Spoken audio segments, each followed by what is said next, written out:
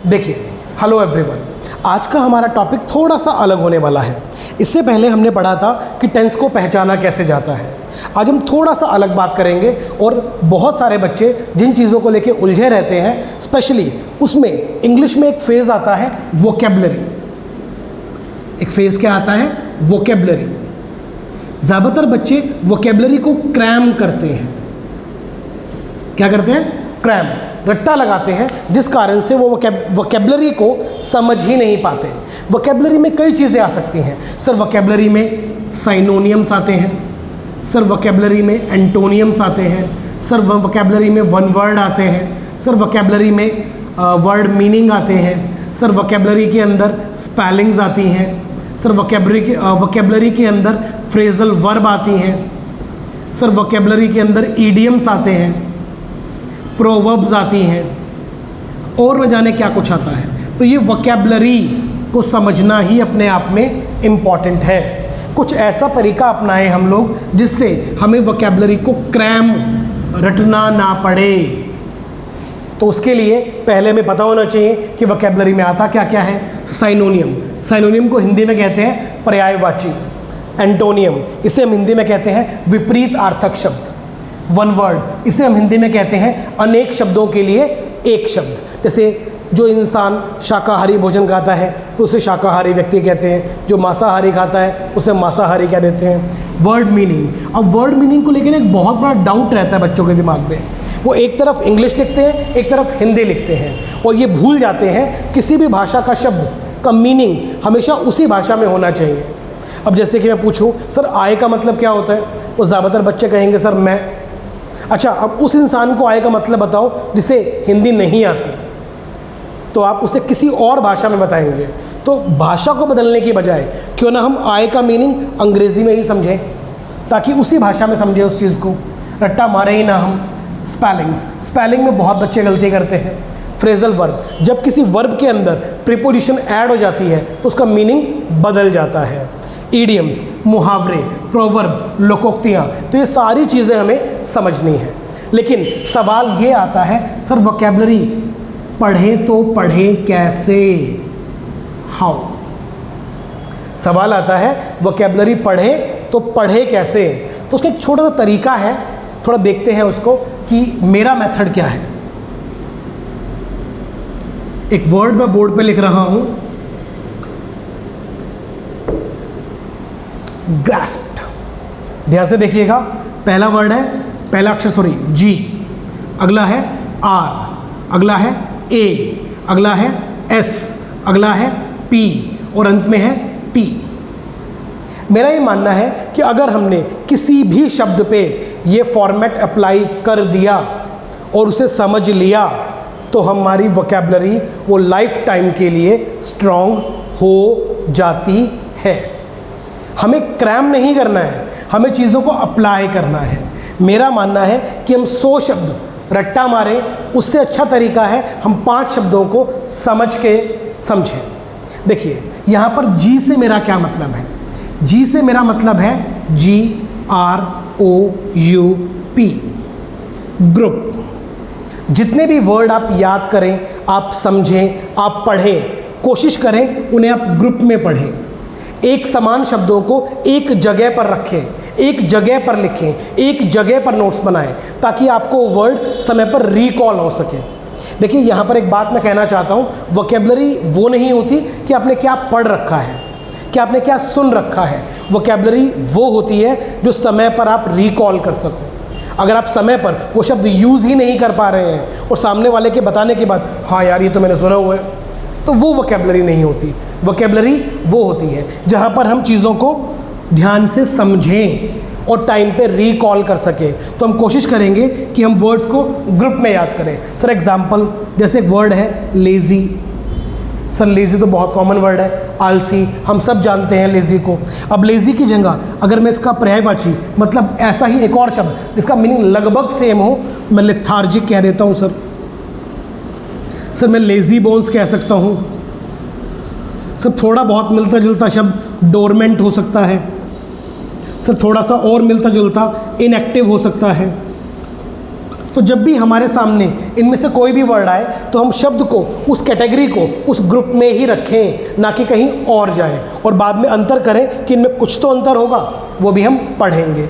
अगला शब्द है सर मेरा आर। आर से मेरा मतलब है रूट।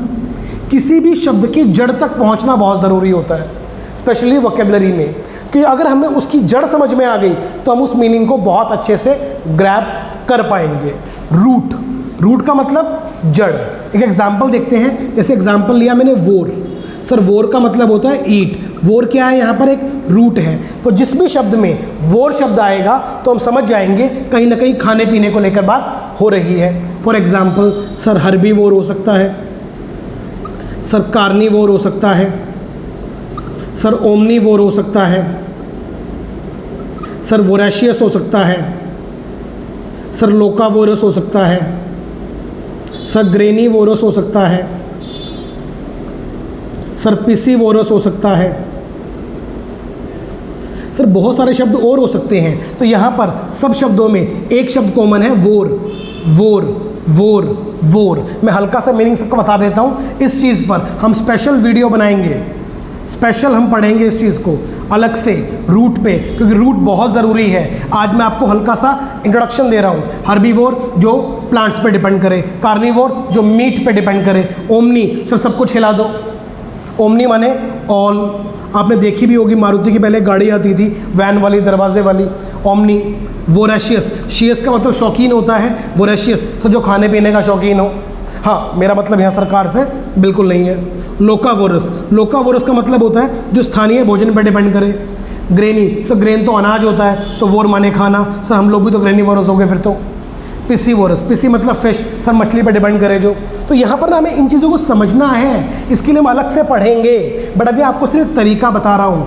पहला तरीका try to learn the word in group, and second root को पकड़ो, थर्ड उस वर्ड को एसोसिएट करो, उस वर्ड को अपनी लाइफ से एसोसिएट करो, जोड़ो। जितना जोड़ोगे उतना सीखोगे। उस वर्ड का यूज़ करो, लाइफ में एसोसिएट करो। कोई भी वर्ड आपके सामने आता है उसे एसोसिएट करो। जैसे मैंने अभी हर्बीवोरस लिखा, सर हर्बीवोरस आपने कह दिया शाकाहारी, तो सर ये वेजिटेरियन क्या होता है? अगर हर्बीवोरस शाकाहारी है तो क्या हम हर्बीवोरस हैं? सर नहीं, सर ये एनिमल्स के लिए यूज़ होता है, ये इंसानों के लिए यूज़ होता है। तो यहाँ पर ये चीज़ देखने लायक है कि क्या हम हर्बीवोरस हैं, क्या हम वेजिटेरियन हैं। तो इस तरह शब्दों को एसोसिएट करो ताकि हमें अंतर पता चले। एस, एस का मतलब है सेंटेंस। एस का मतलब क्या है? सेंटेंस। उस वर्ड पे वाक्य, वाक्य बनाकर देखो। एक वर्ड पर कम से कम 5 एग्जाम्पल्स बनाकर देखो ताकि आपको समझ में आए सेंटेंस, कि सेंटेंस पे काम कैसे करना है। पी, पी मतलब पार्ट्स ऑफ स्पीच। ये ग्रामर का बहुत बेसिक पार्ट है। पार्ट्स ऑफ स्पीच, कोई भी शब्द ऐसा नहीं जो इससे बाहर हो अंग्रेजी में। तो पार्ट ऑफ स्पीच में आपको ये जानना है, जो शब्द आप लिख रहे हो सर क्या वो नाउन है?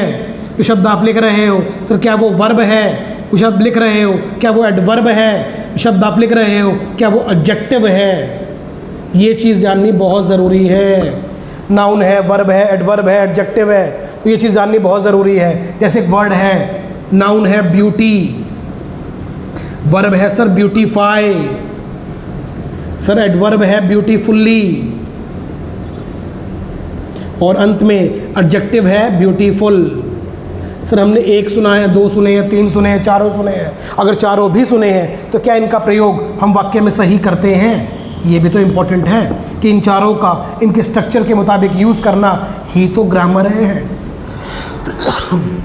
थोड़ी तबीयत ठीक नहीं आज। टी, टी का मतलब होता है टोन। टी का मतलब होता है टोन, हिंदी में लहजा, कि जो वर्ड हम यूज़ कर रहे हैं उस वर्ड का मीनिंग पॉजिटिव है कि नेगेटिव है। ये भी देखना ज़रूरी है ना, कि अगर कोई शब्द है तो उसकी टोन क्या है, टोन पॉजिटिव है कि टोन नेगेटिव है। टोन के मुताबिक भी हम शब्दों को यूज़ करते हैं। अब सोच के देखो, कोई भी आपने 5 वर्ड लिए, आपने 5 वर्ड लिए और उन 5 वर्ड पर ये फॉर्मूला लगा दिया, ये फॉर्मूला लगा दिया, तो क्या आपको वो समझ में नहीं आएगा? जी ग्रुप में, आर रूट पे, ए एसोसिएट, एस सेंटेंस बनाओ, पी पार्ट ऑफ स्पीच समझो, टी टोन समझो शब्द की। अगर ये चीज़ अप्लाई कर दी तो ग्राफ का मतलब निगलना है। इट मीन्स आप उस वोकैबुलरी को हज़म कर गए, और यही तो करना है, वोकैबुलरी को हज़म करना है। तो ये चीज़ अब इस पर अपनी नेक्स्ट वीडियोस के अंदर मैं कुछ वर्ड्स लूँगा जो रूट पर होंगे, जिनको हम एसोसिएट करके दिखाऊंगा, सेंटेंस बना के दिखाऊंगा, पार्ट ऑफ स्पीच बना के दिखाऊंगा। अगर मैं अपनी एक वीडियो के माध्यम से 5 वर्ड भी आपको समझा पाता हूँ तो मैं समझूंगा, और आप समझ पाते हैं, वो चीज़ें आपको आ जाती हैं, आपको तरीका आ जाता है, तो वो काम हो जाएगा। Thank you.